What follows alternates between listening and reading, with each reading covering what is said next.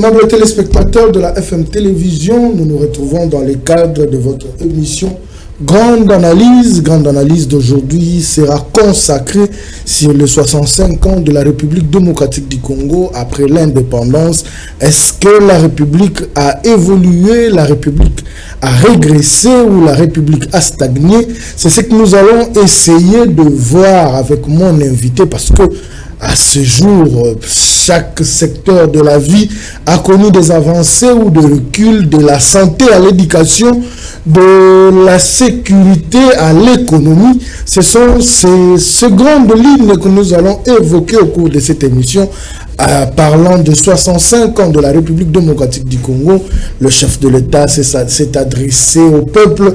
Dans cette grande adresse, je retenu ce que le chef de l'État a dit dans le volet sécuritaire, que l'accord de paix signé entre la République démocratique du Congo et le Rwanda sous la médiation américaine ne sera pas de feuilles ou de papier mort, mais cela viendra avec deux résultats. C'est ce que nous attendons voir, parce que 3 décennies de guerre ou de tueries dans la partie est de la République démocratique du Congo, ça commence à fatiguer le peuple congolais. Sur ce plateau, je reçois pour vous M. Steve Kabasele, qui est communicateur du parti Ligue des serviteurs de l'honneur, parti cher à l'honorable Ntingi Pouloulou. Hier aussi, dans le cadre de 65 ans d'indépendance de la République, ils avaient organisé une activité. C'est de ce qui va s'agir autour de cette émission. Il va nous dire de quoi il s'est agi effectivement de leur activité d'hier. Et nous allons évoquer aussi tous ces secteurs de la vie en République démocratique du Congo, partant de Kasavubu, Mobutu, Laurent Désiré Kabila, Joseph Kabila et aujourd'hui Félix Antoine Tshisekedi Tshilombo, Fathi Beton, communément appelé par les Congolais. Bonjour Monsieur Steve. Bonjour, bonsoir, tout dépend de l'heure à laquelle on va nous suivre par les téléspectateurs du FM TV qui sont ici à Kinshasa, partout en République démocratique du Congo, particulièrement nos frères et sœurs qui sont à l'Est, à la partie occupée par l'agresseur rwandais. Et je crois que cette émission sera consacrée plus sur les 65 ans d'anniversaire, particulièrement l'activité organisée par la Ligue des jeunes du parti Ligue des serviteurs, parti cher à l'honorable Ntingi Pouloulou. Voilà, merci. 65 ans après l'indépendance de la République démocratique du Congo, qu'est-ce que nous pouvons retenir? En fait, il faut dire un mot sur l'évolution d'abord de ces 65 ans. Nous avons accédé à l'indépendance le 30 juin 1960. Ce n'était pas un cadeau offert par les colons belges, mais c'était sur le fruit des sacrifices, sur le fruit du sang de nos martyrs qui ont perdu leur vie pour réclamer cette indépendance. Et 65 ans après, on peut retenir que le pays a connu une régression sur tous les plans. Par exemple, sur le plan politique, le plan économique, le plan social, comparer le Congo aujourd'hui et le Congo pendant les années 60, 65, 70, nous allons constater tout simplement que nous avons connu une régression. C'est-à-dire, s'il faut dire en termes de bilan, le bilan est largement négatif. Largement négatif. Parlons d'abord politique. Faisons une étude comparative, politiquement parlant. Est-ce que c'est vrai que nous n'avons pas vécu Kasavubu? Oui.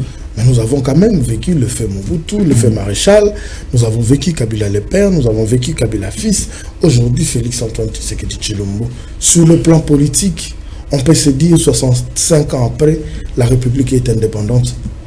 Bon, s'il faut dire que la République est indépendante, je peux dire que nous sommes indépendants sur ce papier. Il faudra aussi parler de la souveraineté nationale. Est-ce que le Congo est souverain? C'est-à-dire à partir du moment où toutes les décisions prises en interne doivent être validées en externe, je pense qu'il y a un problème quant à ça. Alors, s'il faut faire une étude comparative par rapport à la politique des années 60 à la politique actuelle, je peux dire que l'homme politique n'a pas, comment dirais-je, n'a pas grandi, c'est-à-dire sur le plan de la maturité politique. L'homme politique congolais n'a pas évolué. L'homme politique n'a pas évolué, c'est-à-dire dans les temps nous avons connu, les crises qu'on connaît aujourd'hui, ce sont les crises qu'on a connues en 1960 entre Lumumba et Kasavubu, en 64, Kasavubu et Tchombe, ce sont des crises politiques qu'on a connues. Mais aujourd'hui, on constate que nous avons une classe politique qui travaille pour des intérêts privés, pour des intérêts particuliers, pour des intérêts familiales. C'est ça un peu la différence. Aujourd'hui, on crée des partis politiques, on est à plus de 900 partis politiques. Pour quelle fin? Juste pour conquérir le pouvoir à tous les niveaux et demain, n'est-ce pas, matérialiser les tribalismes, comment on appelle ça, les clientélismes dans ces sens-là. Mais est-ce que nous, Congolais, sommes fiers de dire qu'on est indépendant? C'est ça la grande question. Est-ce qu'on peut dire qu'il était temps que nous, Congolais, nous puissions être indépendants? Je suis d'avis pour ceux qui disent que non, on pouvait peut-être accéder à l'indépendance vers les années 1990. Donc, à ce moment-là, les Congolais seraient peut-être matures sur tout le plan. Aujourd'hui, vous pouvez remarquer tout ce que les colons nous ont laissé en termes, comment dirais-je, des entreprises publiques, des entreprises qui étaient privées dans l'État, zaïrianisées par le maréchal Mobutu, et puis le maréchal Mobutu qui va confier la gestion de toutes ces entreprises par des aéros à l'époque congolais, qui n'étaient pas en mesure de tenir, n'est-ce pas, la gestion de toutes ces entreprises publiques. Et au finish, toutes ces entreprises sont disparues. Aujourd'hui, on parle de comment dirais-je, du chômage, on parle de manque d'emploi, ainsi de suite. On a connu la GECAMIN qui est morcelée aujourd'hui par les acteurs politiques qui se disent aujourd'hui modèles, qui ont profité de leur privilège quand ils étaient en gestion, de morceler la GECAMIN. Il y a eu des privés qui ont créé les MCK Mining, il y a les Mata Forest qui occupait une partie, et aujourd'hui on ne sait pas se situer avec la GECAMIN, la SNCS, l'ONATRA, aujourd'hui le port de Matadi qui est concurrencé par des ports privés. Donc l'ONATRA ne sait pas comment est-ce qu'il peut survivre, tout simplement parce que la politique a dominé sur tout dans l'espace de la République démocratique du Congo. S'il faut faire une étude comparative de 65 à aujourd'hui, si on doit dire que la politique a dominé sur l'économie ou sur tout ce qui pouvait faire avancer la République, une étude comparative de la gestion de ces différents pays présidents qui se sont succédés, que diriez-vous de la gestion de la politique de Kasavubu? C'est vrai que nous n'avons pas vécu son époque, mais du moins nous avons vécu ses retombées, la politique de Mobutu, la politique de Mzee Laurent Désiré Kabila, la politique de Joseph Kabila et aujourd'hui la politique de Félix Tshisekedi. Pour rester d'abord, nous restons d'abord sur le plan politique avant d'évoquer la santé, avant d'évoquer les infrastructures. Restons d'abord sur le politique, la politique, parce que ces politiciens-là, ce sont eux qui viennent de prendre fonction et de gérer ou diriger la République. Tous ces acteurs politiques ou tous ces chefs d'État qui ont passé de Kasavubu à Félix Tshisekedi, vous allez constater qu'il y a l'objectif ultime ici, c'est de conserver le pouvoir. De même que Kasavubu l'a fait, c'est de même qui c'est Mobutu, chercher à conserver son pouvoir avec ses méthodes qui ne sont pas à égaler avec Kasavubu, qui était quelqu'un qui avait comme objectif ultime l'idéal des Congolais, qui est le bien-être, comparablement au maréchal Mobutu.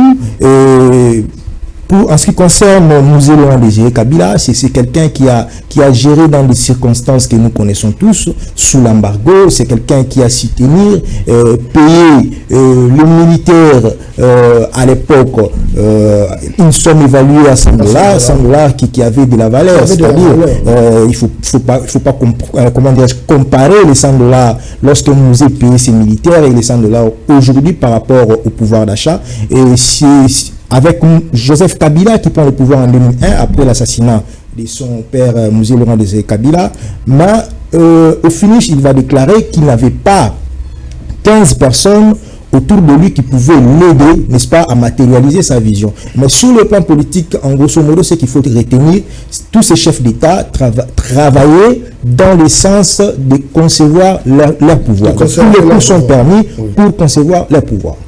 Voilà, alors, si nous devons prendre le volet économique, je sais que l'économie, c'est votre domaine. L'économie de la RDC de 60 à 65, de 65 à 97, de 97 à 2001, de 2001 à 2018, de 2018 à aujourd'hui, s'il faudra prendre le volet économique, parce que nous allons vraiment brosser ces tableaux-là, est-ce que la République a s'y tenir? S'il faut parler du volet économique, nous commençons avec le président Kasavubu en 1960, lorsqu'il accède à la magistrature suprême. Il trouve, n'est-ce pas, les entreprises publiques, il trouve une économie qui était stable, avec une population pas comme aujourd'hui.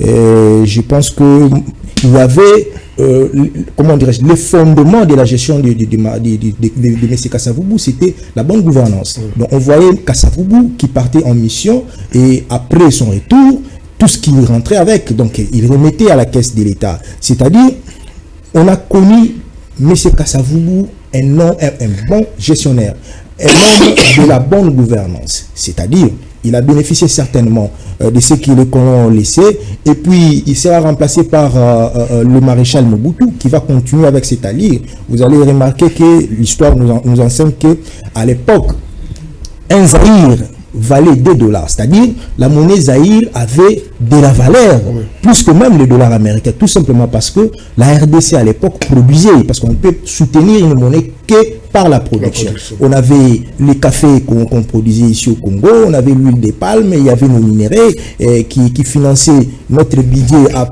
plus de 60%.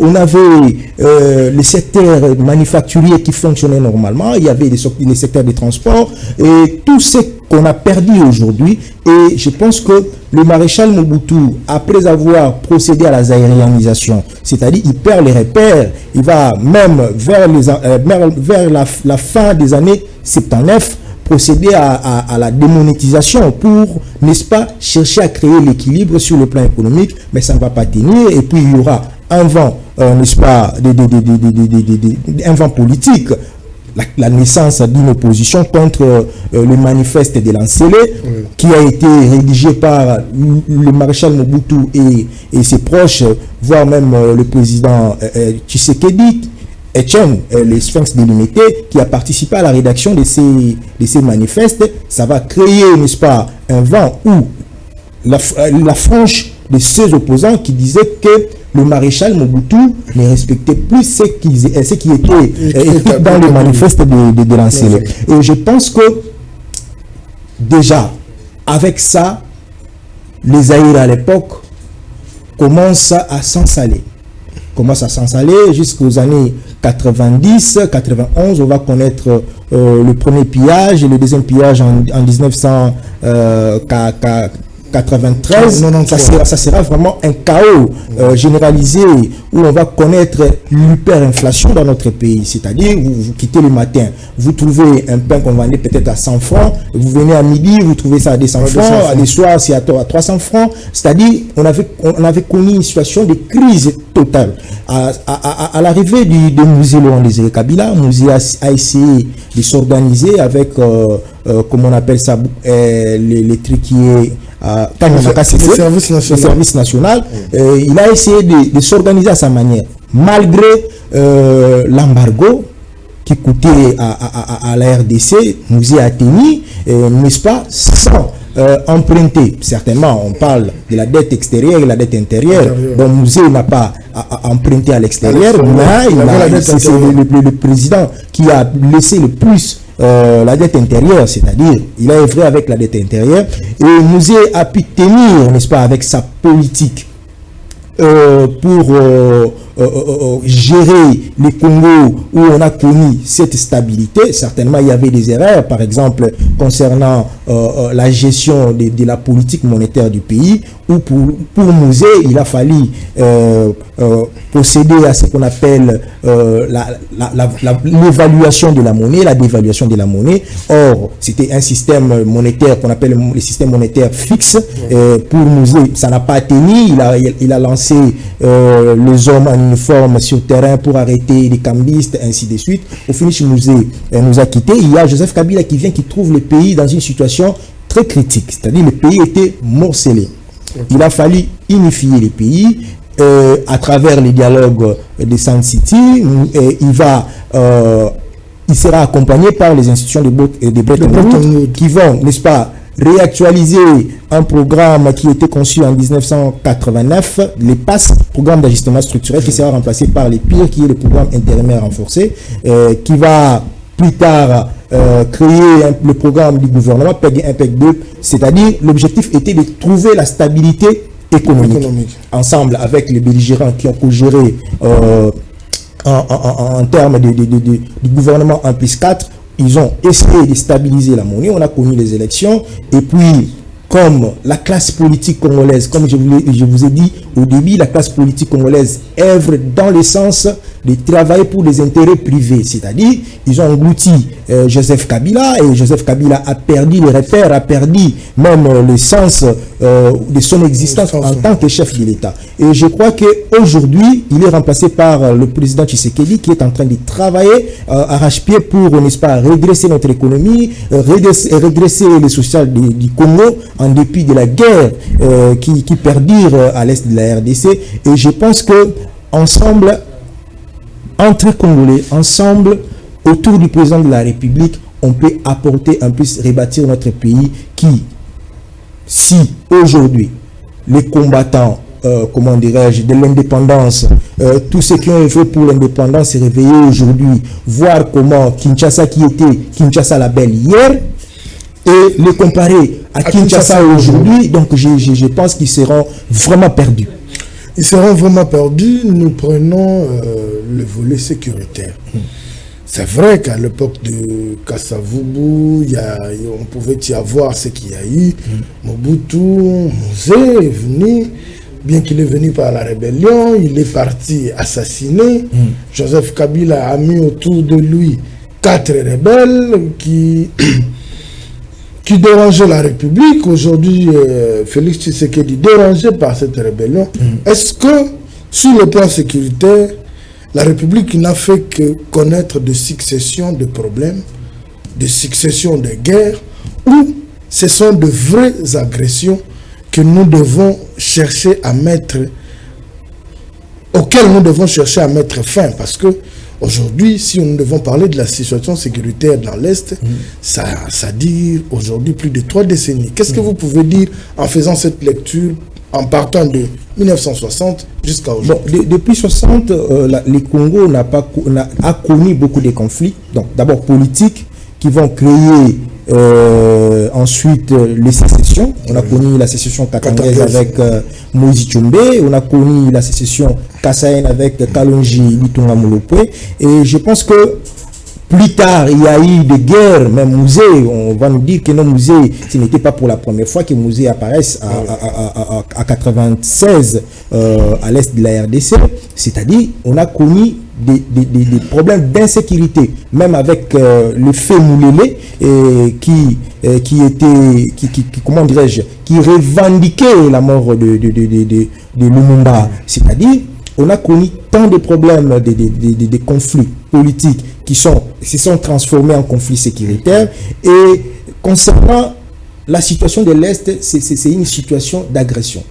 C'est-à-dire c'est un État qui agresse un autre État à travers les Congolais. Certains Congolais, bien évidemment, qui sont peut-être frustrés sur le plan politique. Il y a les uns qui disent que non, on m'a ravi mon carré minier. Il y a certains qui disent que j'étais élu et on m'a ravi mon siège. Tout ça, l'ennemi qui est le Rwanda, qui est l'Ouganda, utilise les Congolais pour s'entretuer pour des intérêts égoïstes, tout simplement. Et c'est un peu différent avec la sécession katangaise et avec la sécession kassaïenne, et que ce soit avec ce que Moulele faisait, c'est-à-dire Moulele combattait Mobutu pour renverser le pouvoir. C'était les disciples de Lumumba qui militaient pour renverser le régime mobutiste. Et je crois que ce qu'on connaît aujourd'hui à l'Est, c'est une agression que le Rwanda est en train de faire, une agression qui a duré 30 ans, c'est-à-dire on a perdu on a des pertes énormes à terme, des vies humaines sur le plan économique, bien évidemment. C'est-à-dire aujourd'hui, on ne sait pas quelle est la quantité qui est exploitée à l'Est de la RDC, dans tous les sites miniers, par exemple à Roubaix, nous ne savons pas. Qu'est-ce qu'on exploite comme lithium, qu'est-ce qu'on exploite comme l'or, qu'est-ce qu'on exploite comme cobalt, qu'est-ce qu'on exploite comme uranium, par exemple. Et où sont vendus tous ces minéraux-là? Donc, le Congo, à travers son gouvernement, ne sait pas comment maîtriser ou contrôler la traçabilité de ces minéraux. Et tout simplement parce qu'il y a la guerre. Ce sont les conséquences de la guerre. Aujourd'hui, on est à plus de 10 millions de Congolais qui ont perdu leur vie, tout simplement parce qu'il y a un État, le Rwanda, sous prétexte de la recherche des FDLR qui, entre guillemets, n'existaient plus, à mon humble avis, parce que je me rappelle que, je crois, vers les années 2020 ou 2021, son ambassadeur Vincent Karega, qui était encore ici au Congo, il a tenu ses propos de dire qu'il ne voyait plus les FDLR constituer une menace contre le Rwanda. Au regard de leur âge, quitter le Rwanda vers les années 94, après le génocide du Rwanda, lorsqu'il y a eu assassinat du président Habyarimana, et le président, le ministre, l'ambassadeur du Rwanda en RDC avait dit que le FDLR ne justifiait pas une menace, ou ne constituait pas une menace contre le Rwanda. Et je peux affirmer cette thèse par rapport à ce qui se passe aujourd'hui. Tous les lieux où le Rwanda dit qu'il y a des FDLR, c'est contrôlé par le M23 AFC. Et qui est le patron du M23 AFC? C'est le Rwanda. Mais qu'on nous dise combien de FDLR qu'on a arrêté. On nous a montré un fameux général en tenue pimpa neuf, en basket Jordan tout neuf, je ne sais pas, quelqu'un qui est en rébellion en train de combattre et peut être en tenue militaire tout neuf avec ses compagnons et en basket. Donc c'est-à-dire quelque chose boutiqué par le Rwanda, mal conçu, et pour faire croire à l'opinion nationale et internationale, manipuler l'opinion internationale, que voilà, j'ai toujours dit qu'il y a des FDLR qui constituent une menace contre mon pays et je dois aller vers la RDC pour les traquer, et c'est juste un alibi utilisé par l'ennemi. Donc c'est pourquoi je vous parle de l'agression. C'est une guerre d'agression qu'un pays, un État voisin fait contre la RDC, et je pense que en dépit des accords signés à Washington, effectivement, partout, cela ne pourra pas exclure la justice, la vraie justice, la justice transactionnelle. C'est là où je voulais venir. Est-ce que ces accords vont apporter solution? Parce que jusque-là, les contenus de ces accords n'a pas encore été mis à la place publique. C'est vrai que chacun de nous a peut-être un ou deux articles qu'il peut dire. Hier, j'ai vu Madame la ministre des Affaires étrangères aller déposer le rapport final de sa mission aux États-Unis. Est-ce que vous pensez que cet accord signé entre nous et la République démocratique du Congo et le Rwanda par l'égide ou la médiation américaine pourra apporter des fruits? Parce que le jour après la signature de ces accords, il y a eu encore des tueries. Bon, je pense que cet accord fait couler beaucoup de salive et encre. Il y a certains qui sont d'accord avec ça. Il y a certains qui ne sont pas d'accord avec ça. Et c'est ce que je peux dire tout simplement, est que lorsque quelqu'un apporte un point de vue relatif à cet accord, il faut d'abord commencer par voir son obédience politique. Est-ce que c'est un acteur politique?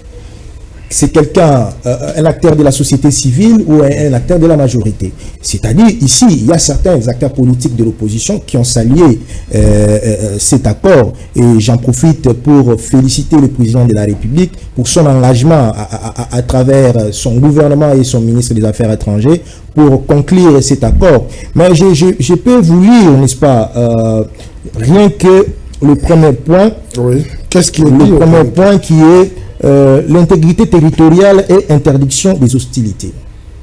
Donc, grâce à cet accord, on va respecter les traçages depuis, comment dirais-je, 1885 à la conférence de Berlin. C'est-à-dire, le Rwanda, vous savez que cette guerre, au-delà d'être une guerre identitaire, le Rwanda réclamait les espaces, c'est-à-dire le Congo, c'est 2 345 000 km², donc restera intact. C'est-à-dire, on ne touche pas à l'intégrité territoriale de la RDC. Deuxièmement, on parle du respect de l'intégrité nationale, territoriale de la RDC. Donc, neutralisation des FDLR. Là, c'est là un peu... Là, je trouve un peu... Ils veulent neutraliser les FDLR sur le sol congolais. Donc, il y a un document qu'on a appelé le concept CONOPS, le concept des opérations, quelque chose comme ça, qui a été élaboré à Luanda, donc signé, je crois, le 31 octobre 2024. Et le Rwanda est en train de manipuler ces plans, c'est-à-dire ces plans qui prévoyaient, n'est-ce pas, l'analyse d'abord, l'analyse de l'existence des FDLR, la neutralisation de ces FDLR, et le Rwanda utilise cet alibi, n'est-ce pas, pour continuer à traîner sur le sol congolais. Ok? C'est-à-dire, ici, il serait mieux qu'à l'issue de cet accord, peut-être qu'il y aura des faisabilités qu'on voit déjà le militaire rwandais quitter le sol congolais. Mais dans son ensemble, je salue l'accord, je soutiens cet accord parce que, vous savez, perdre plus de 10 millions d'habitants, ceux qui disent non à cet accord, ce sont des gens qui n'ont pas de famille à l'est de la RDC. Je ne pense pas que quelqu'un qui a perdu le leur à l'est ne soutiendrait pas cet accord. Donc ceux qui disent que cet accord, le président de la République aurait vendu la partie est de la richesse de la RDC. Donc je pense que c'est une fausse thèse que les acteurs politiques ou certains de la société civile mettent sur le plan à l'opinion nationale, c'est-à-dire c'est juste manipuler l'opinion plutôt. J'ai suivi certains, je n'ai pas suivi personnellement le président Martin Fayoulou, mais j'ai suivi à travers quelqu'un qu'il a pris acte de cet accord et il a d'ailleurs souligné que c'était la voie, c'est-à-dire le début du commencement. En quelque sorte, s'il faut utiliser ça par mes propres mots, ça sera le début du commencement parce qu'on est en train d'envisager sur le plan interne un dialogue, mettre ensemble les Congolais pour que demain l'ennemi ne puisse plus avoir l'occasion d'utiliser les Congolais pour s'entretuer, tout simplement parce que l'ennemi a ses intérêts et il en profite sur les Congolais qui veulent s'enrichir à travers cette guerre, les Congolais qui veulent s'enrichir sur le dos du sang des Congolais qui meurent à l'est de la RDC. Et je pense qu'il y aura un dialogue peut-être qui sera conduit par la CENCO et les CC. Je ne sais pas moi comment sera le format de ces dialogues. Attendons voir ce qui va se passer. Mais ce qui est important, nous avons réussi à obtenir cet accord qui constitue, comment dirais-je, une victoire diplomatique. On a vu le président de la République se déplacer, certains l'accusaient de trop de voyage. C'est-à-dire, il s'est pulmoné, il ne dormait pas, tout simplement parce qu'il voulait et il veut voir la partie Est vivre en paix et en toute quiétude. Merci beaucoup. Nous allons invoquer, nous restons dans le 65 ans. Hier, la Ligue des serviteurs a célébré les 65 ans de l'indépendance de la République démocratique du Congo. Qu'est-ce qu'il y a eu réellement dans cette célébration et c'était quoi la motivation? Bon, nous avons célébré cette journée à travers un événement. un événement sportif, c'est-à-dire il y a eu une rencontre sportive entre l'équipe de la jeunesse du parti Ligue des Serviteurs et, je m'excuse, l'équipe de l'ASBL Les Fourmis de l'honorable Géry Dikala. Et je profite de cette occasion de présenter mes vives félicitations à l'équipe organisatrice de cet événement. On a commencé par son président de la Ligue des Jeunes qui est le président Abdou Mafoukou, le vice-président Dielou Baki et puis le secrétaire national de la jeunesse Corneille Safou. Ils se sont mobilisés ensemble avec toute l'équipe, y compris nous qui étaient dans la communication pour, n'est-ce pas, passer à la mobilisation à travers les médias. Je pense que cet événement était une réussite totale. À l'issue de cette rencontre sportive, le match s'est soldé par un score de 3-0. Et enfin, il y a eu une... Vous avez gagné ou vous avez perdu? Non, on a fait match nul. Okay. Donc 3 buts partout. 3 buts partout. On a fait match nul. Je crois après, il y a eu...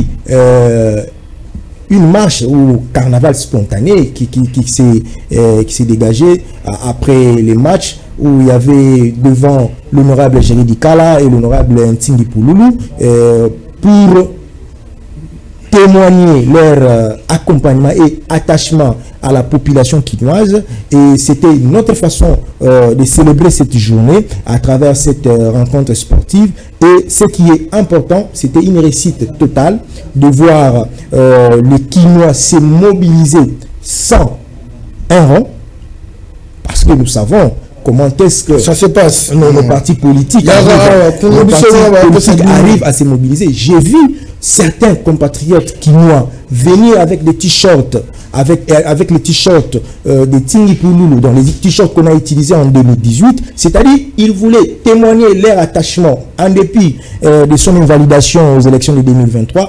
Ils ont promis à l'honorable Tingi Pouloulou d'être ensemble avec lui, que ce soit maintenant, que ce soit dans les échéances électorales prochaines. Donc, ils seront ensemble avec l'honorable Ntingi Pouloulou. Je profite de cette occasion de dire merci à la jeunesse de la Funa, à la jeunesse de la Lukunga, à la jeunesse de Mouamba et puis la jeunesse de la Tchangou. Donc, c'est la jeunesse du parti Ligue des Serviteurs. Merci également à l'honorable Géry Dikala qui a accepté notre invitation et il a répondu. Il est venu accompagner son équipe jusqu'à la fin et puis on s'est, n'est-ce pas, on est resté dans une, comment dirais-je, dans une convivialité amicale ensemble avec nos amis qui sont venus répondre à notre invitation. C'était vraiment une réussite totale et une fois encore, merci et félicitations à toute l'équipe de la jeunesse du Parti Ligue des Serviteurs.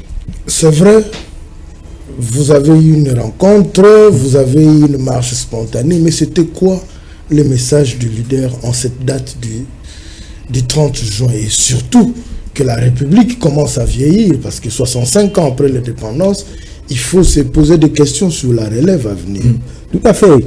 Donc, le message était un message d'espoir, c'est-à-dire que les Congolais, les Quinois en particulier, ne pouvaient pas, n'est-ce pas, désespérer, soutenir le président de la République, soutenir les actions du président de la République, être ensemble avec lui, c'est-à-dire aujourd'hui nous vivons ce que nous vivons avec la guerre, la crise sociale par-ci par-là, c'est-à-dire avoir confiance au président de la République, penser à les soutenir tout en sachant que l'avenir de demain sera meilleur. Tout en pensant que l'avenir de demain sera meilleur. La prochaine étape, il faudra encore attendre une date historique où il y a un calendrier qui est établi le parti. En fait, concernant la journée d'hier, nous avions pensé organiser des événements, c'est-à-dire la rencontre sportive et une conférence débat. Mais fort malheureusement, on a après les études, on a conclu que on ne pouvait pas jouer à 13h et ramener encore les gens pour la conférence. Ça pouvait peut-être déséquilibrer tout ça. C'est comme ça qu'on a jugé bon de jouer hier et la rencontre a eu lieu et on va projeter. D'abord, il y aura une réunion d'évaluation. Après cette réunion, on va décider caler une date pour une conférence débat où on verra d'abord l'honorable Ntingi Pouloulou lui-même et certains scientifiques, professeurs d'université, pourquoi pas, parler du Congo de 1960 jusqu'à ces jours et les perspectives d'avenir. Les perspectives d'avenir dans le plan du parti. qu'est-ce que vous préconisez aujourd'hui? Tout le monde se dit, je veux que je le dise à Lingala, Mkonzambo Kazo Mileng la Pona. Comme ça, gouvernement, il y a large union nationale. On veut voir les leaders de partis drainés de masse. Est-ce que c'était une logique où on a Ligue des serviteurs a organisé un match Bassara Carnaval pour Bamona Bango, pour que ça paye Kopa Mkonzamboka, tout. Parce que vous avez la conviction que leader Nabino, c'est-à-dire l'honorable Ntingi Mpululu, Bakino Bayokelai. Vous savez que leader Ntingi Mpululu, c'est un leader qui est écouté. C'est un leader qui travaille d'une manière, comment dirais-je, exceptionnelle. Ali, politique, le quoi, politique, n'y a sauté. Et je vous ai dit que marche est spontanée. C'est-à-dire, c'était pas prévu. Juste après le match, il fallait quitter là où il y a eu lieu le match à l'université au IFAD. Ok. Sur Sayo. Oui. Alors, de là, les Quinois ont décidé spontanément d'organiser cette carnaval-là. Accompagner les leaders du parti Ligue des serviteurs qui était à côté de son collègue Géry Dikala. Donc, ce n'était pas dans le cadre de dire au président de la République que voilà, nous sommes capables, le parti Ligue des serviteurs est capable d'organiser les manifestations, de drainer la foule. Et je peux vous rassurer que tous ceux qui étaient là hier, ils avaient un bateau où il y a Ligue des jeunes. Rien que la Ligue des jeunes. C'était pas parti Moubimba. Donc, l'honorable Ntingi Mpululu pouvait ou ne pas être là. Donc, Aya qui encourageait, jeunesse qui encourageait, qui peut être Kobeta. C'est-à-dire, s'il fallait appeler toutes les structures, il y a parti Nabiso, Ligue des femmes, Ligue des jeunes, tout, parti Moubimba. Donc, on est capable de drainer la foule. Je sais bien qu'il y a un gouvernement qui est en gestation. Je pense que Ntingi Mpululu, juste après son invalidation, n'est-ce pas, il n'a pas décidé de rejoindre la rébellion comme le font les autres. Non, il est resté fidèle au président de la République et loyal. C'est-à-dire, nous nous remettons au président de la République. Si le président va juger aujourd'hui de dire que non, ce monsieur a été invalidé injustement, je dois comment dirais-je, le nommer ministre, parce qu'il a tous ses atouts, n'est-ce pas, d'être ministre, il a tous ses atouts. Tout dépendra du président de la République. Alors, je pense que Mpululu n'est pas un demandeur de poste. Non. Ok. Il n'est pas un demandeur de poste. Il a bâti campagne avec ses propres moyens. Il est parmi les géniteurs de l'Union sacrée. Vous vous rappellerez des députés révolutionnaires à l'Assemblée nationale. Ceux qui ont renversé la tendance. Ceux qui ont renversé l'ancienne présidente de l'Assemblée nationale, Mme Janine Mabunda. Ntingi Mpululu fait partie. Il y a d'autres, comment dirais-je, secrets politiques que je ne peux pas étaler ici à la télé. Donc, Ntingi Mpululu, j'ai vu une note de la cage de Georges Kapiamba adressée au président de la République pour demander ou solliciter les indemnisations contre ce qui a été fait à Ntingi Mpululu.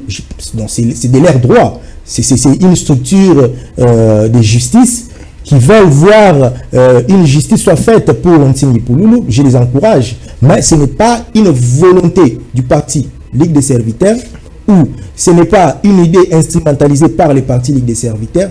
Mais nous nous remettons, n'est-ce pas, à la sagesse du président de la République. Si le président de la République jugera bon de placer Ntingi Mpululu dans son équipe gouvernementale à venir, et Ntingi Mpululu est prêt, n'est-ce pas, à servir avec toute loyauté la République démocratique du Congo, parce que le parti Ligue des serviteurs, c'est un parti qui est bien préparé, n'est-ce pas, avec son guide idéologique où on a écrit noir sur blanc comment gérer, c'est-à-dire non seulement la conquête du pouvoir, mais gérer avec comme thème principal l'humanisme, la sacralité de la vie humaine. Nous avons les 3C, les 3D et les 3B de Ntingi Mpululu. Ntingi Mpululu est capable de matérialiser la vision du président de la République parce que on est préparé. Le Parti Ligue des serviteurs est préparé pour ça. Et si aujourd'hui, il arrivait qu'il soit nommé ministre, je ne sais pas moi, de l'énergie ou de quoi, nous serons disponibles pour servir la République. Merci beaucoup. Je pense que c'est cela votre dernier mot. Sinon, nous sommes arrivés à la fin. Qu'est-ce que vous avez voulu dire aux Congolais que vous n'avez pas pu dire ou la question n'a pas été posée? Vous avez 1 minute pour que nous puissions boucler cette émission. S'il faut dire aux Congolais, je peux dire que faisons confiance au président de la République. Soutenons les institutions de la République. Faisons confiance à Ntingi Pouloulou. Soutenons les partis Ligue des serviteurs. D'ailleurs, je lance un message. J'aimerais voir sans une parcelle, pas une parcelle sans le parti Ligue des serviteurs. Donc, dans tous les foyers, les ménages de la ville de Kinshasa, de la RDC, on veut au moins avoir un membre du parti Ligue des serviteurs. Ça sera vraiment une façon de soutenir son leader, Ntingi Pouloulou, l'homme de la loi des pères et des mères. Merci beaucoup. C'est par ici que nous mettons un point final. On se retrouve prochainement avec un autre invité. Mais souffrez que cette semaine, nous ne parlions que de 65 ans après l'indépendance de la République démocratique du Congo, parce qu'il y a plusieurs secteurs qui doivent être touchés et chacun, avec son obédience, a une lecture particulière à faire pour la République démocratique du Congo. On se retrouve prochainement avec d'autres invités, mais pour la même thématique. Au revoir.